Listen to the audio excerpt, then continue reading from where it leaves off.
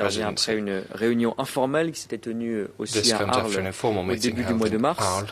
Bien entendu, notre réunion a été très fortement marquée par la situation en Ukraine et a d'abord été l'occasion de préparer le Conseil européen qui se tient ici jeudi et vendredi de cette semaine. Ce Conseil européen sera consacré à la réponse à cette guerre qui se poursuit en Ukraine.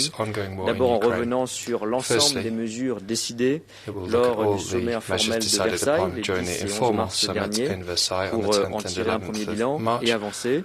Comme vous le savez, dans le sillage de ce sommet, de nouvelles sanctions ont été récemment décidées le 14 mars dernier, un quatrième paquet.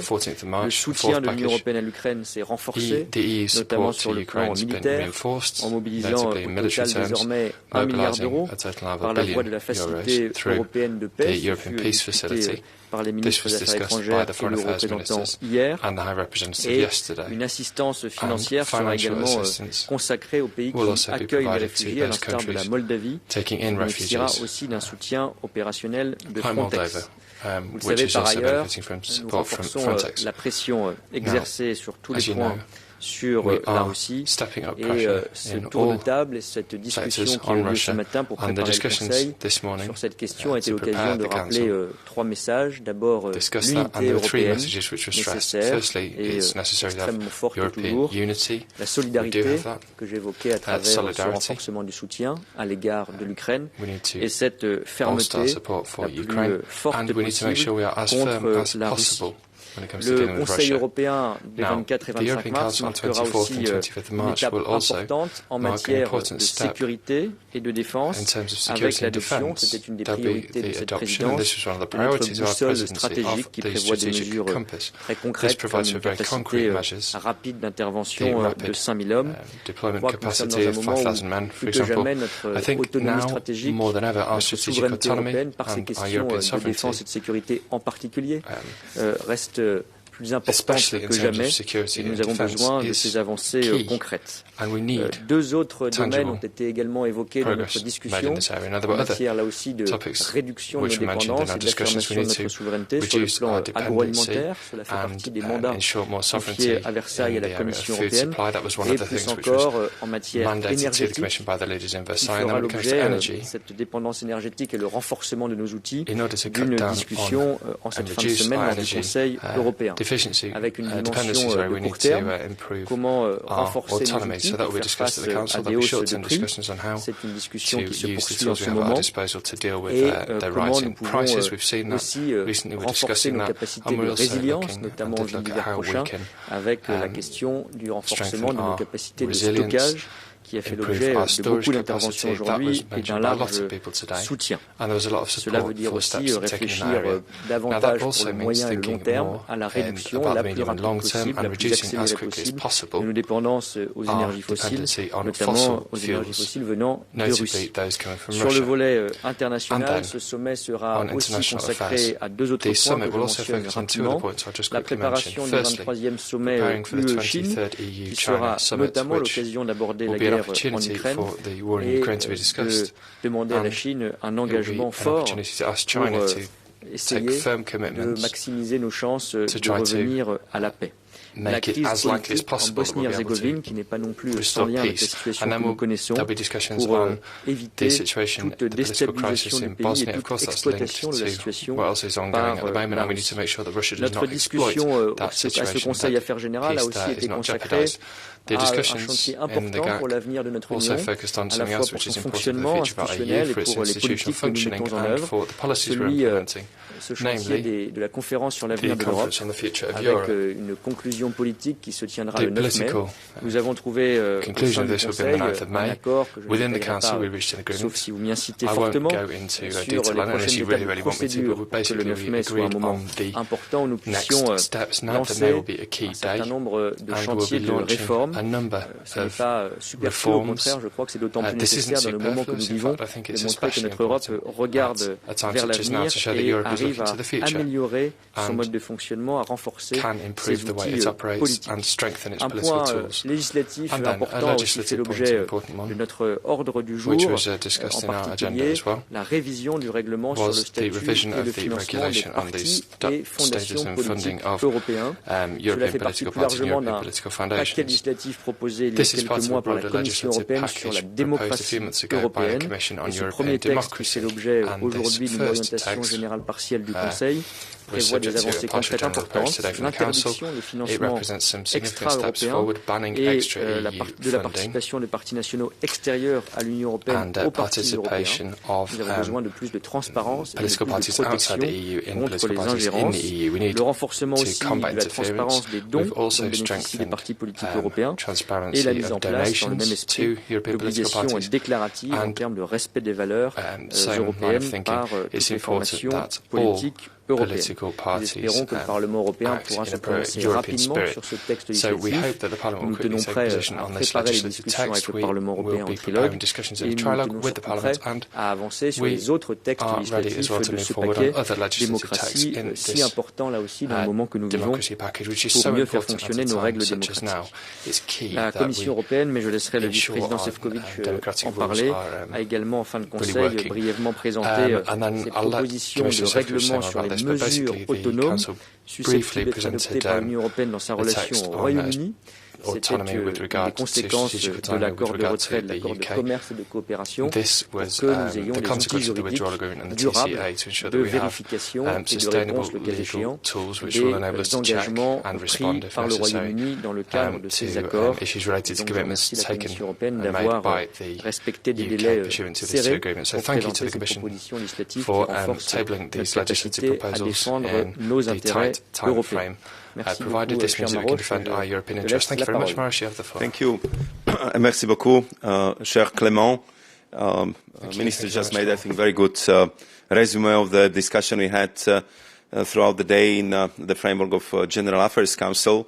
And we have to just recall that this is the first Council of General Affairs since the onslaught of Russia aggressions against Ukraine. I would say that most importantly, today we prepared the discussion of our leaders at the European Council this week. And this would be indeed a strategic council given the current geopolitical context. We covered all issues related to the Russian war against Ukraine. And as you know, our response has been resolute, robust and rapid. And it is the result of the first-class cooperation and coordination within the EU and beyond. And today, I also have to reconfirm that the discussion was held in the same spirit of unity and solidarity. If you allow, I would focus on three main issues on which the Commission will tomorrow put forward additional input in the form of very important proposals. First, on EU support to those who are fleeing Ukraine. Second, on food security and the resilience of food system. And third, on energy security and high energy prices. This naturally framed ministers' interventions. Nearly 3.4 million people, overwhelmingly women and children, have already arrived in the European Union after fleeing Ukraine. Both the scales and speed of arrivals are unprecedented, with a child arriving in the EU every second on average. We are already mobilising all our EU tools to provide support to Member States with increased deployment of staff from Frontex, Europol and the EU Asylum Agency. And people across the EU, but especially in the bordering states of Poland, Slovakia, Hungary and Romania, are showing their utmost solidarity with the millions who have fled. Now we must ensure the right resources are in place to meet their needs. Our communication will lay out a number of actions to ensure access to education, jobs, healthcare and housing with a particular focus on children. We will also propose new flexibilities to help Member States make use of existing funds. For example, up to €10 billion can be used for support to displaced persons from REACT-EU. On food security, our communication will identify a number of measures, both new and existing, to tackle the challenges of food availability, food affordability, and the resilience of our food system. For example, with Ukraine being a major wheat exporter, we need to work closely with the countries most affected by supply disruptions to ensure any impact is negated as much as possible. And we must ensure the resilience of our food systems and an acceleration on the move to greater sustainability. On energy security and climate neutrality, we will look to cap electricity and gas prices and mitigate the increase in electricity prices for consumers. At the same time, we will take action to ensure high energy security for future winters. This will include a legislative proposal to ensure gas storages remain at an adequate level. As such storages are critical infrastructure, we will also introduce provisions to tackle ownership risks for gas infrastructure.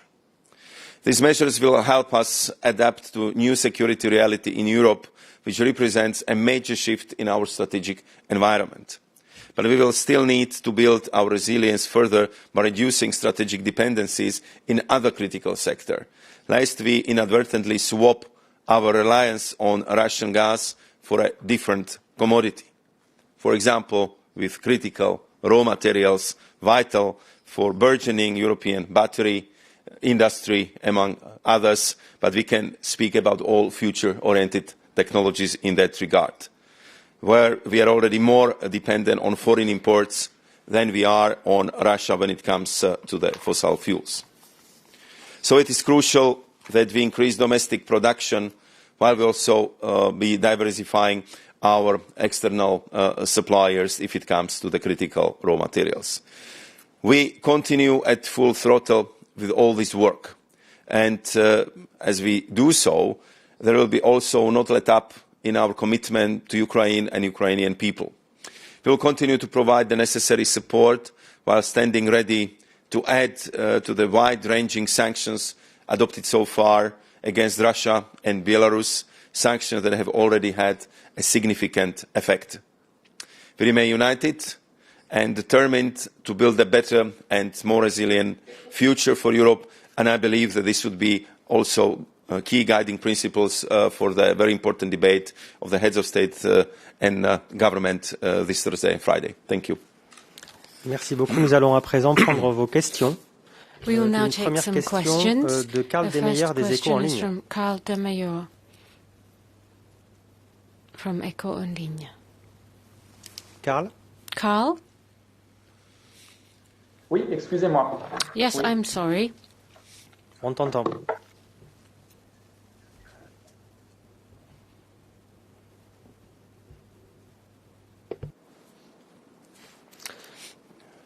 Bon, Karl a disparu, donc on va te reprendre juste après. On va prendre maintenant une question d'Erisa de ABC News. Take ABC News, Erisa's question.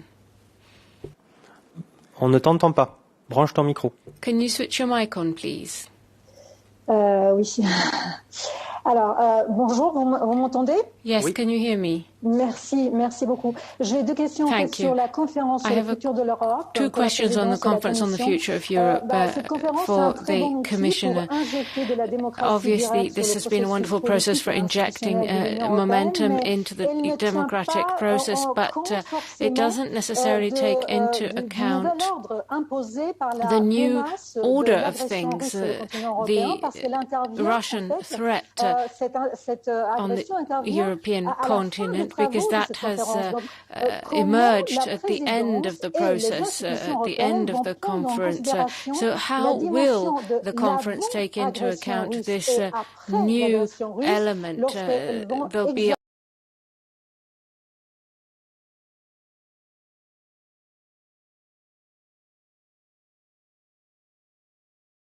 born. Le ministre des Affaires étrangères de la Macédoine du Nord hier a The déclaré foreign que ministers la of Bulgarie Northern et la Macédoine du Nord se trouvent Macedonia très have proches said de that trouver un accord sur leurs they're very questions close bilatérales. with their Bulgarian L'ouverture des counterparts to négociations avec finding l'Albanie et la Macédoine du Nord an se agreement ferait-elle sous which présidence would française, à there votre avis? perhaps allow the beginning of negotiations with North Macedonia and Albania. Could that happen under your presidency? Sur la conférence sur l'avenir de l'Europe, well, on vous avez raison, il y a un changement de donne on the future of qui Europe. marque Yes, tous les things have Européens changed, of avec course. le déclenchement Everyone de knows la that, guerre d'invasion russe le 24 février dernier. On the 24th Je crois of que cela February valide encore davantage la nécessité d'avoir une Union européenne plus efficace, plus forte sans doute dans les domaines comme la sécurité et la défense. Ce qu'on constate, puisque ce processus a été lancé il y a en effet plusieurs mois déjà, c'est que dans les groupes de travail, dans les propositions qui émanent des panels citoyens, les questions de sécurité et de défense sont très présentes. Il y avait déjà une prise de conscience de l'importance de ces questions. Et donc, nous verrons, il y a une prochaine session plénière en fin de semaine, il y a encore 2 autres sessions plénières avec les représentants des citoyens en particulier. Nous pouvons évidemment prendre en compte des réflexions nouvelles, des ajustements. Je crois que le diagnostic et la volonté de renforcement de ces politiques de sécurité et de défense sont encore plus vrais et émergeront très clairement de cette conférence sans préjuger des dernières étapes. Ensuite, il y aura une étape politique, institutionnelle qui consistera pour les 3 institutions qui assurent la coprésidence de cette conférence, la Commission européenne, le Parlement européen, le Conseil, le 9 mai, et après le 9 mai, de dire quelles sont les grandes priorités d'action de l'Union européenne, les premières conséquences qu'on tire sous forme législative ou autre, budgétaire par exemple, à définir en termes de grandes priorités, en termes de grands changements. Et je pense qu'il serait opportun en effet, de mettre tout en haut de nos priorités ces questions de souveraineté. Vous me permettrez d'utiliser ce concept que la France a beaucoup porté, mais qui, je crois, aujourd'hui est assez répandu en matière de sécurité et de défense, mais aussi parce que nous le voyons à la lumière de la crise, dans les domaines stratégiques. Nous avons vu parfois nos faiblesses, nos dépendances, souvent trop grandes. C'est vrai en matière agricole et agroalimentaire, même si nous avons des forces très importantes qu'il ne faut pas perdre, de production et d'export. En matière énergétique, ce sont des sujets que nous avons discutés aujourd'hui, qui sont peut-être des sujets moins directement connectés à la crise, mais qui sont très présents évidemment à la lumière aussi de cette crise et de cette guerre. Donc je ne crois pas que le drame que l'on vit aujourd'hui et que l'on voit aujourd'hui périme la conférence. Au contraire, sans doute dans la hiérarchie des priorités, dans la hiérarchie des urgences, cela mettra encore plus l'accent sur les questions de sécurité et de défense. Mais encore une fois, on l'a vu dans les panels français en particulier, les citoyens sont déjà très engagés sur ces priorités. Sur la question des négociations d'adhésion de la Macédoine du Nord et de l'Albanie que vous évoquiez en particulier, il y a en effet des échos et des signaux positifs des discussions bilatérales qui ont lieu, qui ont encore lieu entre la Bulgarie et la Macédoine du Nord. Je m'étais rendu juste avant le début de la présidence française en Bulgarie, après l'installation du nouveau gouvernement. J'ai eu l'occasion d'échanger encore récemment avec les autorités bulgares, le Premier ministre Petkov. Il y a un engagement très sérieux de part et d'autre, à Skopje comme à Sofia, pour trouver une solution aux différends bilatéraux qui demeuraient. Je ne peux pas préjuger, mais je confirme ces signaux positifs.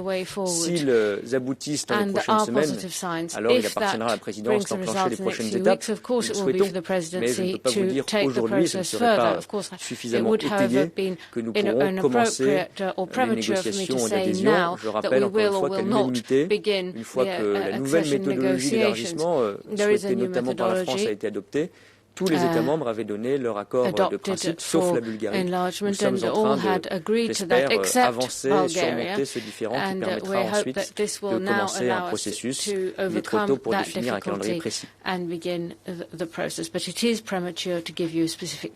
question à présent de Virginie Malingre en salle pour Le Monde. Virginie Malingre from Le Monde. Ça marche? Oui. Bonjour. Yes.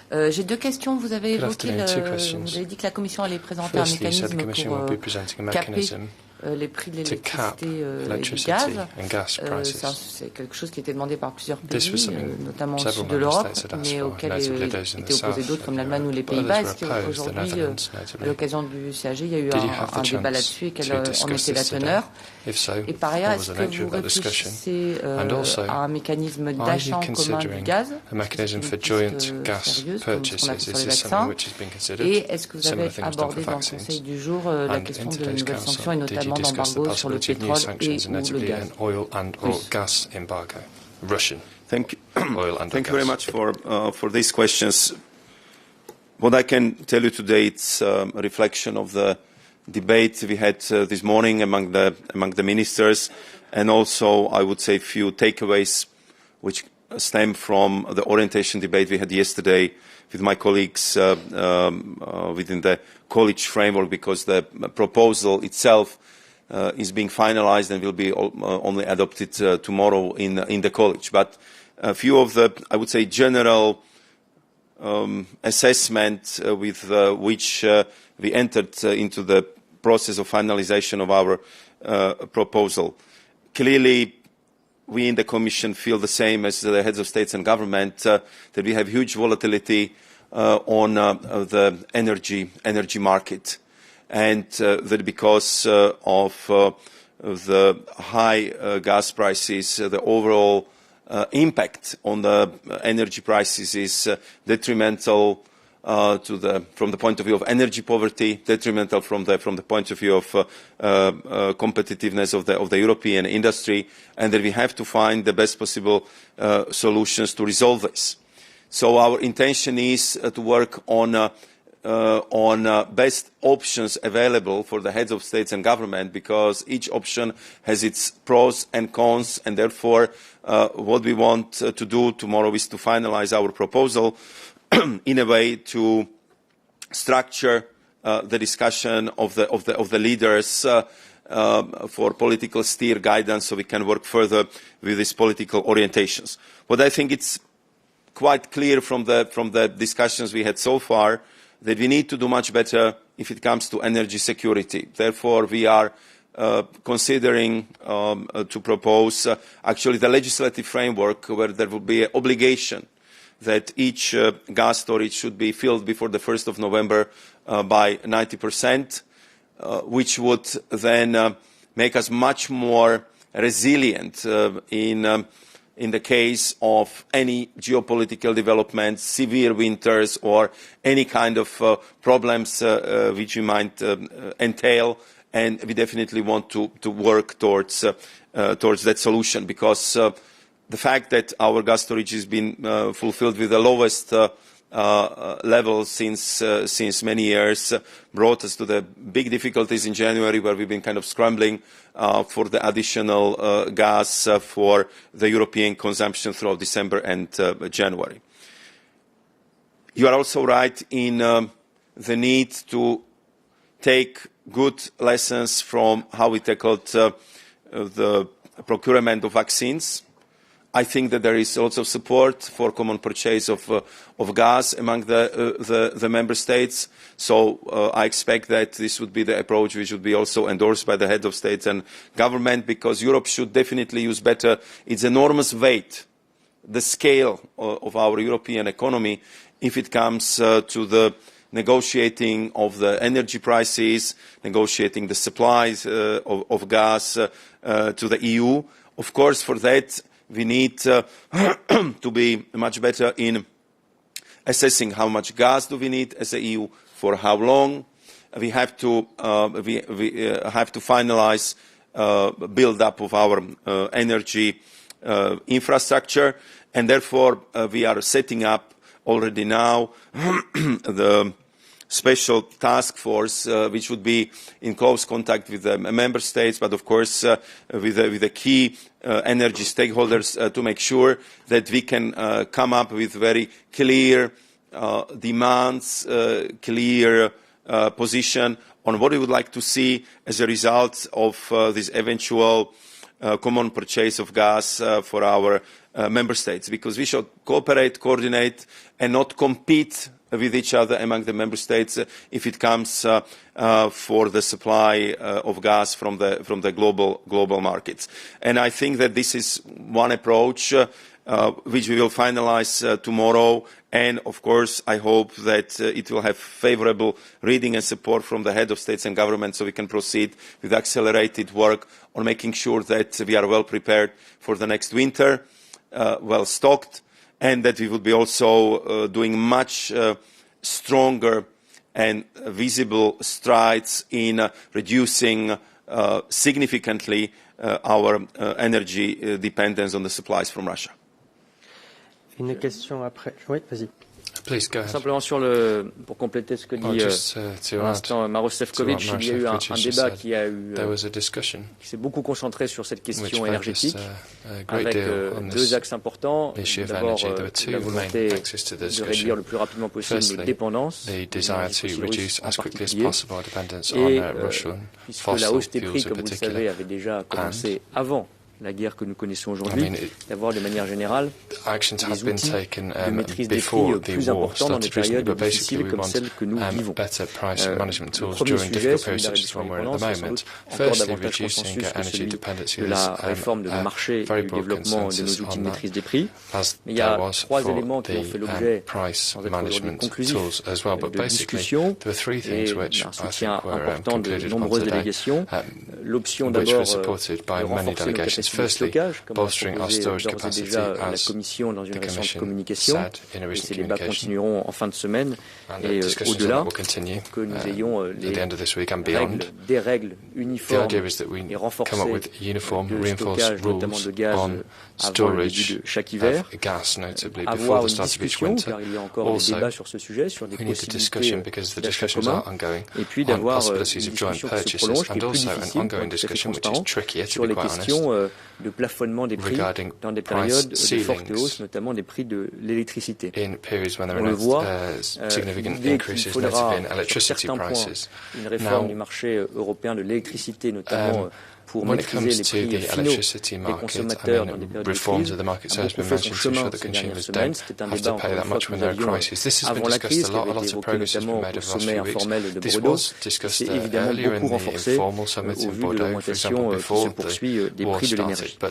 Sur la question des sanctions, il n'y a en tant que telle discussion aujourd'hui au Conseil des affaires générales, mais le message que le président de la République avait d'ailleurs rappelé à la conclusion du sommet de Versailles vaut toujours, c'est-à-dire celui du renforcement de nos sanctions dès lors que la Russie ne donnera pas de signe d'apaisement, de volonté de paix. Au contraire, ce que nous avons vu malheureusement ces derniers jours, c'est une intensification du comportement de guerre, des frappes et de l'invasion menée par la Russie. Et donc, bien sûr, il est possible qu'il y ait rapidement de nouvelles sanctions. C'est une discussion qui se prolonge.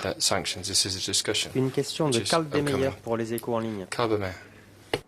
Oui, bonjour. Mes excuses. Tout à l'heure, j'ai eu un appel très urgent au même moment. I had to take an extremely urgent call. Avez-vous, en tant que présidence française, reçu des candidatures au poste de président du Conseil européen? For the presidency of the European Council? Have you received any applications? Are you a candidate, Carl? Non, écoutez, il y aura une discussion en fin de semaine pour le préciser. A point on the le mandat est de 2 ans et demi pour le Conseil européen, donc pour désigner un président du Conseil européen. Je n'ai pas connaissance d'autres manifestations d'intérêt que celle de l'actuel président Charles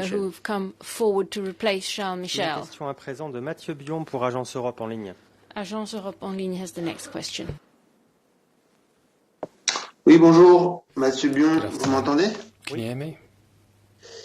C'est sur la proposition révisant le statut des partis politiques européens et des fondations. Est-ce que vous raisons qui justifierait le fait que des partis politiques de pays hors UE, mais dans le Conseil de l'Europe, le commissaire a mentionné le parti du président Zelensky en Ukraine, ne pourrait plus être membre de partis politiques européens. Be members of European political parties or European political groupings. Merci. Thank you. Vous avez dirigé cette question à M. Clément Bon ou à moi? Was this a question for me or for Clément Bon? C'est plutôt pour la présidence, puisqu'elle it's more for the presidency, really, this one, because there's a partial general approach on the text. Now, I understood what Mr. Šefčovič said. I know what his position is, I know what the Commission's position is, but I don't really know what the Council's is. La question qui a été débattue Dans le cadre de ce texte, sur la base de la proposition de la Commission, nous avions un premier débat au mois de janvier au Conseil, c'est celle du financement. Il y a effectivement un très large consensus pour dire que les partis politiques européens ou les fondations politiques européennes, principalement les partis politiques européens, il n'est pas question d'exclure tout parti en dehors de l'Union européenne, mais de ne pas avoir de financement extérieur. Ça ne veut pas dire que tout parti venant d'un pays extérieur à l'Union européenne est nécessairement une menace, mais il ne faut pas être naïf. C'est pour ça que nous avons procédé à cet encadrement strict. Il peut y avoir, ça avait commencé à être discuté avant la guerre, mais venant de Russie, de Turquie ou d'ailleurs, des influences étrangères qui passent par des financements, qui sont dirigés parfois vers des partis politiques nationaux, mais cela relève de la législation nationale. On le voit, c'est une forme de pression ou d'ingérence qui existe, et c'est le périmètre de ce texte, destiné aussi parfois aux partis politiques européens. C'est pour limiter, éliminer ces risques-là d'ingérence et de pression extérieure que l'immense majorité des États membres s'était exprimée dès le mois de janvier en ce sens, ne pas avoir de financement de partis politiques extérieurs à l'Union européenne pour les partis politiques européens. Je l'ai dit tout à l'heure, c'est une discussion qui doit se poursuivre avec le Parlement européen pour aboutir à un texte final. Mais la position issue du Conseil est en effet celle-ci, dans un souci à la fois de transparence, de rigueur et de protection. C'est d'actualité malheureusement encore plus aujourd'hui contre les ingérences et les stratégies d'influence extérieure. Allow me to complement the answer because I see that we are very well informed about our discussions in the Council. First and foremost, we are extremely pleased in the European Commission that the progress of this file is so rapid because, I mean, if you look at it from the perspective of the approval of legislation, the next European Parliament elections are really around the corner. So therefore, I think it's very good that we are progressing so fast. What I was highlighting in my remarks was support for the progress, but at the same time, I was underscoring the need to be very careful and precise in all the details so we would avoid unintended consequences. Because, I mean, there is strong logic in what the Presidency and Council says, that we have to increase transparency, we have to avoid any pressures coming from outside of Europe. But at the same time, we need to work on making sure that we would have structured cooperation and recognize the European characters of the parties, like party of President Zelensky or party of President of Moldova, Sandu. They kind of established already the affiliated membership, be it with ALDE or EPP, and I think for them it's very important to demonstrate that also on the party level they have this very strong political European aspiration. And I think that was not disputed.